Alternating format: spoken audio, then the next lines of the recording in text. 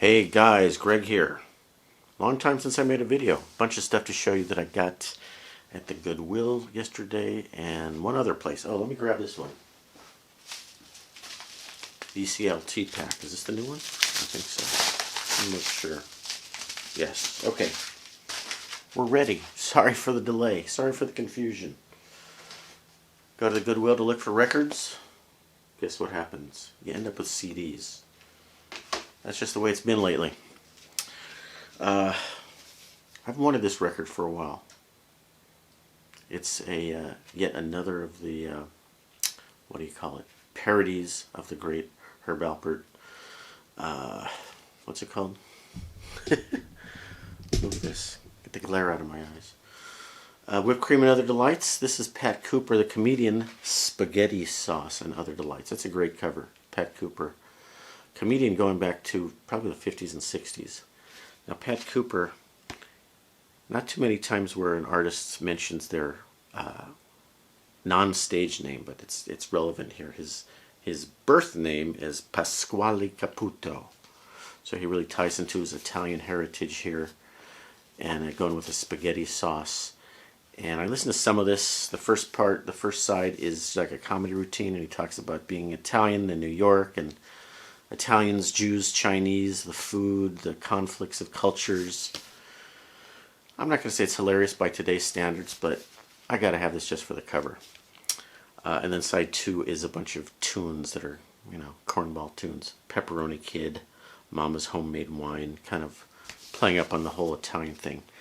You youngsters might not remember or recognize Pat Cooper, but the most recent thing he did that everybody should know about is he was on a Seinfeld episode where he was at the Friars Club in New York.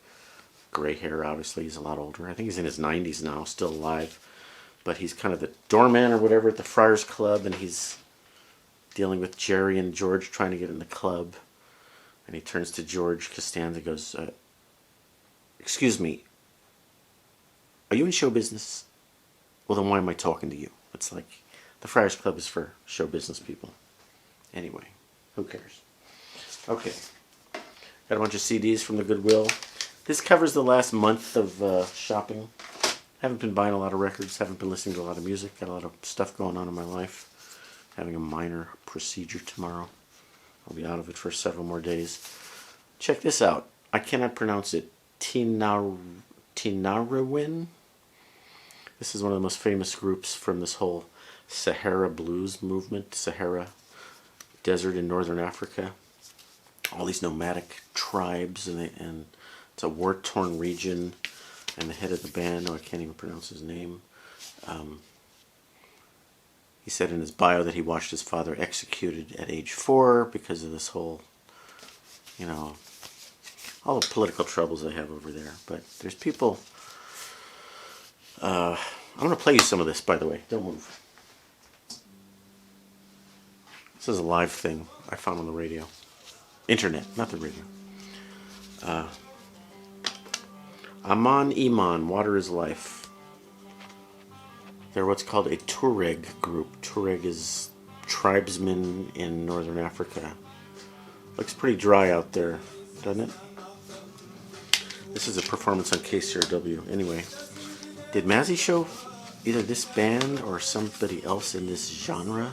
This whole what they're called Northern African blues or Sahara blues. This is a new thing that's been going on the last, 20 years, and I just found out about it in the last few weeks.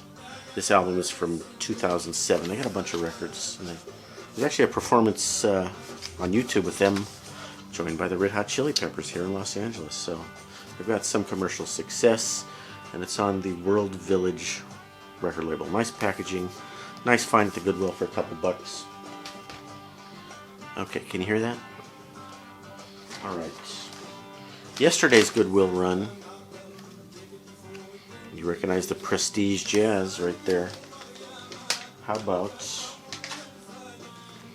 Eric Dolphy at the 5-spot Volume 1 and 2. These are albums I would love to have on vinyl, but you see them for $2 at the Goodwill. You can't really pass them up. So Eric Dolphy, the great, mostly plays sax and bass clarinet, sometimes flute.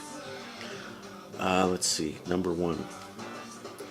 Now this is just 2 tunes, recorded at the 5 Spot Club, New York City, 1961. Booker Little on trumpet, Mal Waldron on piano, Eddie Blackwell on drums. 2 long tunes, 15 to 20 minutes each. I haven't listened to this one yet, but a lot of you jazz fans love Eric Dolphy. This one is called, no, wait a second. This one doesn't have a volume number on it. This one says volume 1. Okay, I'm really confused. And guess what?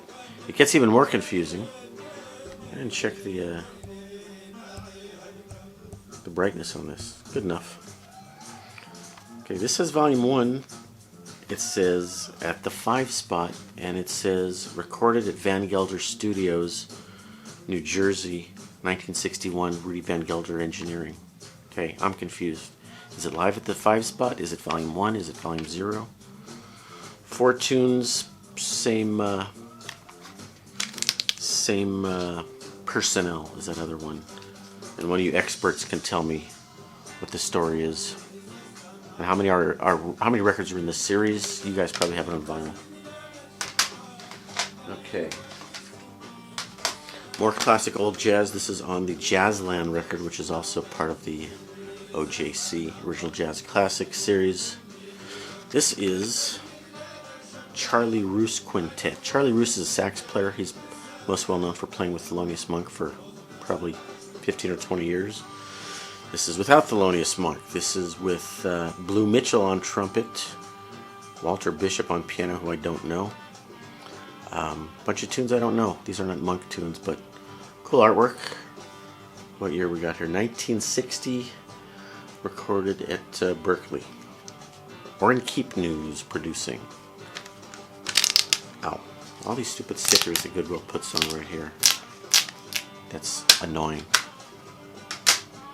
Can't really complain for $2 though. Okay, here's a more modern, recent jazz record. And I got this because it's got the great Mark Johnson on bass and Joey Barron on drums. And I'm not familiar with this piano player. Enrico Peranunzi doing the tunes of Ennio Morricone. We got a lot of Italian stuff today, don't we? Pat Cooper, Pasquale, and Morricone, the great film composer. Do I recognize any of these tunes? No, but that's okay.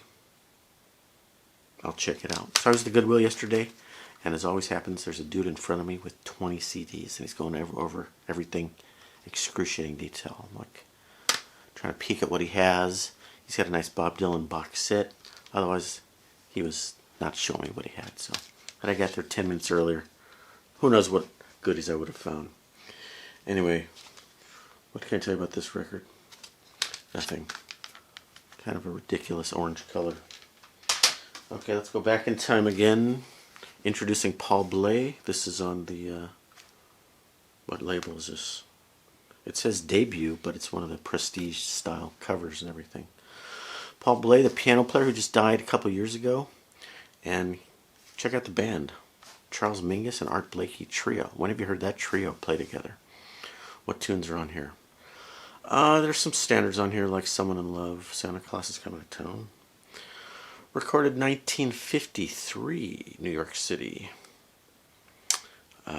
Original Jazz Classics. The debut imprint, which I'm not even familiar with. Paul Bley, you know, he went on to marry Carla Bley. I think she's still alive, still making records. And Paul Bley's first record on CD. And another one on Prestige. You see this guy featured a lot on my channel. Roland Kirk. Roland Roshan Kirk. Roland Kirk. He added the Roshan to his name at one point.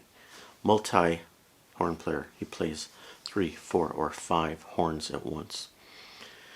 And this one is recorded 1961. Van Gelder Studios. I don't really know these tunes, but for $2, there's that sticker again. For $2, I'm always going to pick up classic jazz like this. Sorry for the noise. Yikes. Okay, last Goodwill thing on the list here. Charlie Haden, the great jazz bass player who just died a few years ago, kind of unexpectedly. You know, he had polio when he was younger, and he had, you know, heroin addiction and stuff like that. There he is.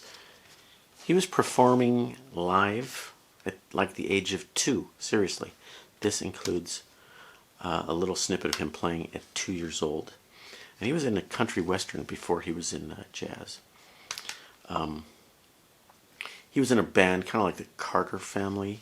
They would do these sort of jamboree type, you know, bluegrass, country, gospel stuff on the radio. Some famous radio station in the Midwest. I think he's from Indiana, but he's also associated with Missouri. I may have that backwards. Yeah, I think he played in Joplin, Missouri for a long time on some country jamboree type show. So anyway, this is called, I haven't even told you what it's called yet. It's called Ramblin' Boy, Charlie Haden, Family and Friends. A lot of people that he's collaborated with over the years are on here. Elvis Costello, Roseanne Cash, Vince Gill, Pat Metheny, Jack Black, who is his son-in-law, who's married to one of his triplet daughters. Jack Black, the daughters, Rachel and Tanya, Jerry Douglas, Ricky Skaggs, Bruce Hornsby. Who else? Josh Haden, his son. So this has like 19 songs on it, and it's really more country rootsy stuff. It's not really jazzy.